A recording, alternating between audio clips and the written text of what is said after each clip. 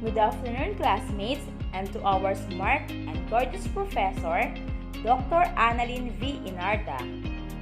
I'm Gina Redilla, one of the reporters of topic number 4, Managing Stress.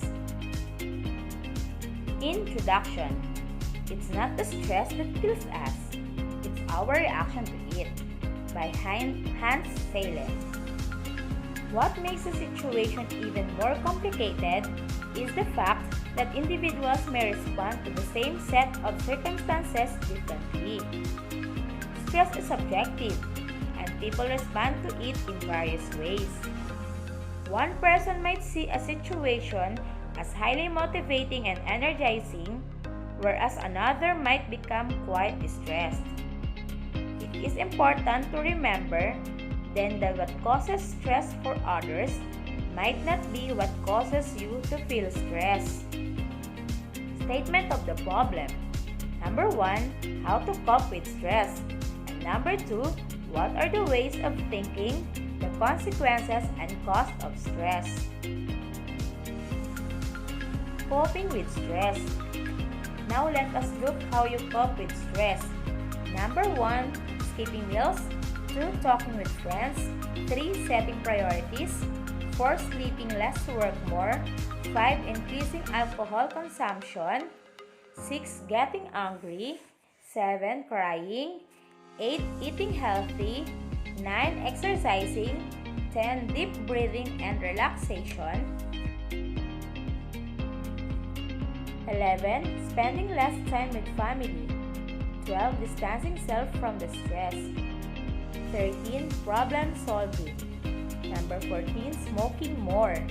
Number 15, withdrawing from others. And number 16, confronting those responsible.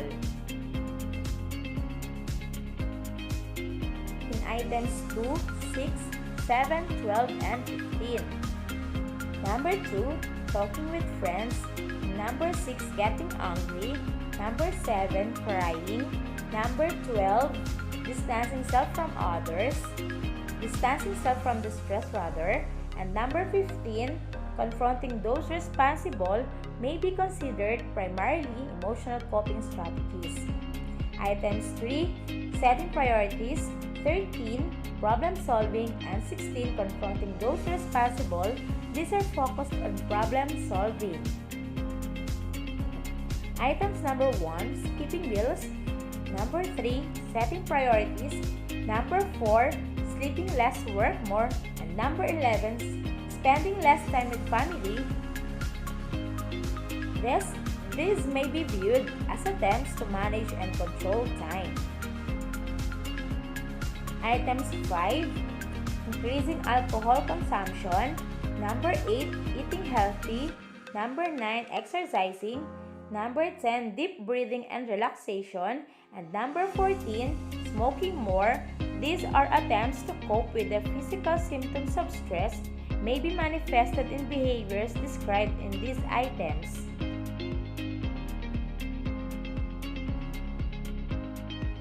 Ways of thinking. The word stress is an everyday part of our vocabulary. If you talk about being stressed out at work, you are likely to elicit knowing notes and personal stories of feeling overworked, overpressured, and overwhelmed. Everyone seems to know about stress and can relate their personal experiences with it at one time or another. Some might claim to be immune to it, and others might claim to be almost paralyzed by it. But seemingly, everyone knows what it is. To understand how to manage stress constructively, it is helpful to begin by examining in more detail what exactly happens to us when we become overly stressed. Hans Seyle, during 1974, he is known as the so-called father of stress research. He defines stress as the non-specific response of the body to any demand made upon it. So although many people consider stress to be a psychological or mental response, Seyle's definition refers to the response of the body. That is not to say that there is not a cognitive and psychological component to stress. Rather, to understand stress, it is necessary to understand its physiological basis. The word stress is derived from the Latin word strictus, which means tight or narrow.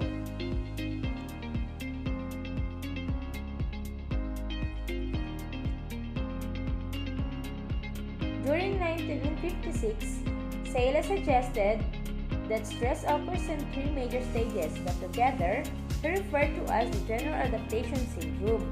So there are three stages here: alarm, resistance, and exhaustion. While in the alarm stage, bodily changes enhance our capacity to fight or flee. But there also are other physical consequences, particularly when stress becomes chronic and exhaustion sets in. The person might feel energized to find ways of dealing with the situation. Under ideal circumstances, the individual successfully adapts to the demand of the body, returns to normal functioning. But if the stressors persist or the individual is unable to cope, then he or she enters what Seyle called the resistance stage. In this stage, the signs of the alarm reaction reappear and energy becomes depleted.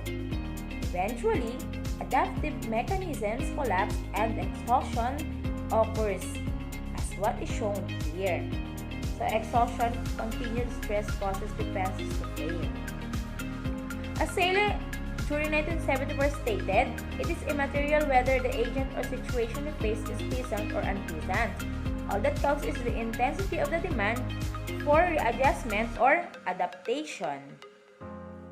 In short, from a physical, biochemical, and medical standpoint, it is all the same.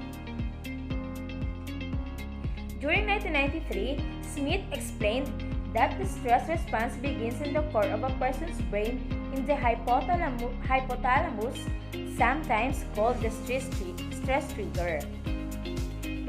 The hypothalamus plays a regulatory function related to eating, drinking, sex, hormones, and the coordination of activities among our various organs. When a person is stressed, the hypothalamus sets off a type of alarm to the nervous and endocrine systems. This often is called the fight or flight response. Heart rate and blood pressure go up as the body readies itself for an emergency. The consequences and cost of stress. The consequences and cost of stress to individuals, to organizations, and society at large are nothing short of enormous. It has been estimated that more than 10 million American workers suffer from stress-related problems, West 1989. These stress-related problems can be behavioral, medical, or psychological. Beer during 1995, Quick et al. 1997, eating disorders also may be a response to stress. For example, increased smoking and alcohol consumption have been associated with stress.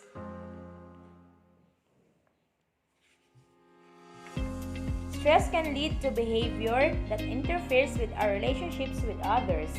We might become irritable, less patient, angry, or withdrawn. We might lash out at others or react out of proportion to the situation. We are less able to deal with situations calmly, effectively, and appropriately. Obviously, this can affect the nature of our relationships with our supervisors, employees, citizens, peers, families, and friends. In other words, being an effective manager or leader requires us to manage our own stress, not only for our own benefit but also for the benefit of the people working with us and the citizens we serve.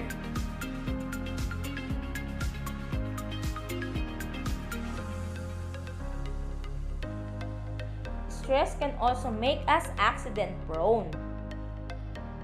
Peterson 1984 suggested that high stress levels are an important element in work-related accidents. Stress can make us hurry through tasks, making us more apt to make mistakes. Stress can decrease our reaction time and attention and also can distort cognitive processes.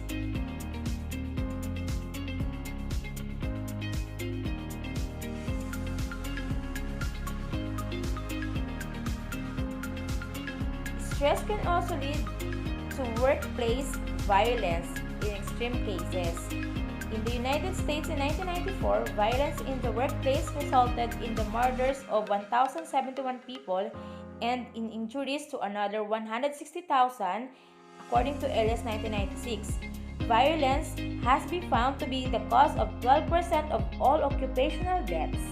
Between 1980 and 1989, it was the leading cause of death in the workplace among women, according to Pastor 1995.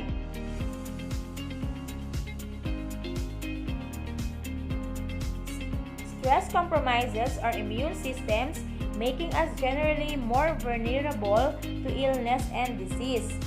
It disrupts our sleep patterns, leading to impaired concentration, memory, and alertness. According to Quick et al. 1997, heart attacks, strokes, cancers, ulcers, hypertension, headaches, back troubles, and arthritis all have been linked to or found to be worsened by stress. Stress also affects us psychologically. Unchecked stress can lead to depression, low self-esteem, and anxiety. Stress can provoke feelings of fear, frustration, conflict, pressure, hurt, sadness, guilt, loneliness, or confusion. Job dissatisfaction is linked to stress as well. Crampton, Hodge, Mishra, and Price during 1995 stated, job burnout characterized by exhaustion, cynicism, and disengagement often is related to stress, according to Beer during 1995. Implication. So why we do not avoid stress at all costs? There are two answers to this question. The first is relatively simple.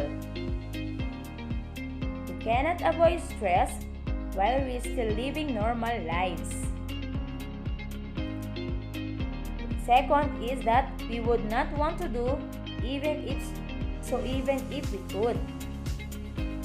The second answer is somewhat more complex and deserves more explanation. Despite all its negative consequences and costs, some stress can be very beneficial. It can increase our energy, motivation, and drive.